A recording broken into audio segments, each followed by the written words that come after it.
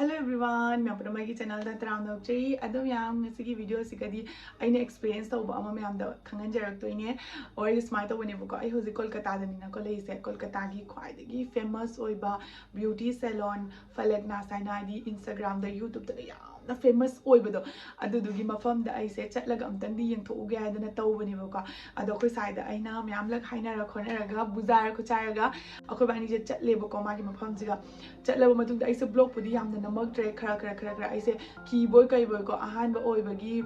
हाइदी मानम कई खंदनो खोतनो का है वारी दुगा माकी दुकान दुगा अखोगी माकी वीडियोस का कई कथोकन खोटने लेरमेबो का दुगा आइना मांगना ऐसे हेयर ट्रीटमेंट तौदोइने हेयर से कमाइना तौदोइनो हाइदी मसम से मत यामना तले दुगैदी मसम से लिक्सले यामना हाना दे हारगा मसम यामना सु फादोए अदो कमाइ तौना नमधदोइनो खोतनो हाबा मतंदा मोइना ट्रीटमेंट अमा ताकपिरेबा असिगी ट्रीटमेंट से आइना होय होय यारे फरे तौरसी एक्चुअली नुपी दुदी लागतेबो को मोगी स्टाफ लेबा सिंगो अदुदुननिबा अदो यार को हर कांदा माकी बजट से आईगी मांगना हाइरबा प्राइस से आईगी बजट की आइना पूजबा पैसा से हेदो खरेबको माना हाइरकपदा 8000 9000 10000 दुमाइना हाइरेबको आईगी मसंगी ट्रीटमेंट से तौबो मतमदा आइना दु ताबदा आइसी इसाजो पैसा जाम पीरगा आई कमाइना तौदोइनो आइना हाइजु जाम तांगबदुदी आई ngमोय खरा पैसा दो खरा हुंदो आदि आइना मोइदा वा तानाबनिबको अदुगा नुपी मोइदुगा लेरिबा नुपादुना हाइरेबा मैडम सिसे अखोइगी नंगी से हेयर से जामना डैमेज होरे नंग हेयर ट्रीटमेंट तौदोइनी खोतोइनी आइना म्याम आइना हाइ अदु आइसे चंगुरबा करविना उपायदि लेत्रबिना फारे तौरगे आइना आइसे लेपेबको अदो लिसिंग निपान जदि आइगी पॉकेट यावदबगी आइसे वाखन नुगाइदनेना नाइखो आइना हारगा अखोई साइड तानारेबको पैसा जे लेतबनिना अदुगदी आइना फारे अदुदी आई चुमना नॉर्मल हेयर स्पा जे तौबिरो आइना हेयर स्पा नॉर्मल तौबो मतमदा मोइना 4000 हाइरेबा दुगैना उपाय लेते फारे आना अदु तौरगा लाए लाको मतमदा आइगी मसम जे कैसो मो डिफरेंस खंगदेबको मसम जे दुम मततन आइना मांगदा उठखिबा आइगी मसम जे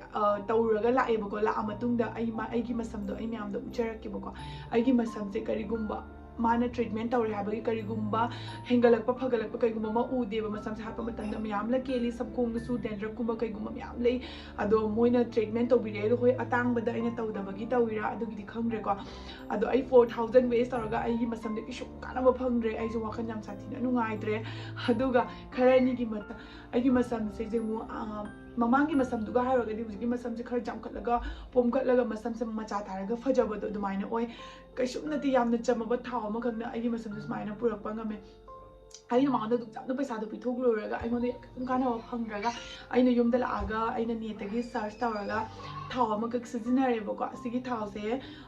थखाइ मु फाजल ए सिगी थाव सिनिको सिगी थाव से ए सिजिनाबदगी आइगी मसम जे ममांगदगी हारगा हुजि कारगा याम थीना डिफरेंस ओइबदो ओइरेबको मसम दो वॉल्यूम वांगले दुगै मसम गी खोगी मतोना मसम अनि थोपदो ममांगदा मतोना मसम से अनि सुमाइना अनि लोंगमेबको अदु सिंगदुसु मसा मथंता फगल ए दुगैदी अखोय एक्चुअली आइना तुममदाइ मतंदा आई होजिकि तैदेको थाव से तुममदाइ मतंदा तैरगा नोंगालगा लुथोपिरगा आइदी पार्टी गुंबा जा प्रोग्राम गुंबा चपा मतंदा आइगोन याम साथीना कानाबा फंगबदो अदुदुगिनिको असिगी थावसिगा यावरिबा माइ पोचंग सिंगसे नेचुरल इंग्रेडिएंट्स नतना सेमबनी दुगी मथक्तसु को डर्मेटोलॉजिकली टेस्टेड ओइबा प्रोडक्ट निबा हाइदी होइना तेबा मतंदा किनिंगाइ कसुम ओइद्रे केमिकल गुंबा कै गुंबा यावनि हाबगी पाखतपा मसमदा डैमेज ओइरकनी हाबदो अखोइना पार्लर दा चलदि केमिकल नतनी को मोइना सिजिनारक्तोइसे फनसु ट्रीटमेंट तौरी हारगसु मोइना केमिकल सिजिनारइबा अदुना असिगी थावसना आइगिदि बेस्ट ओइरे हाइदी साथीना नुंगाइ असिगी थावसे स्कैल्प नरिश तवे हेयर ग्रोथ प्रमोट तवे लोनना डैमेज हेयर दगी सुमान रिपेयर तवले